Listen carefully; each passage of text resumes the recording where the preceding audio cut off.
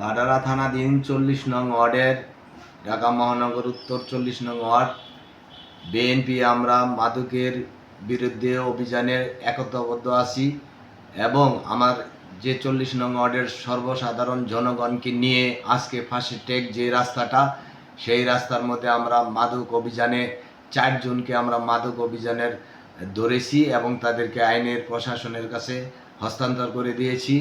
আমরা সকলে এই এলাকার জনগণ নিয়ে আমরা বিএনপি সবাই যেখানে মাদক ব্যবসায়ী আছে এবং মাদক যারা খায় এবং ব্যবসা করে তাদেরকে নিয়ন্ত্রণ করার জন্য, প্রতিহত করার জন্য আমরা আগামীতে একটি কমিটি, সুশৃঙ্খল কমিটিও গঠন করে ফেলেছি ইনশাল্লাহ।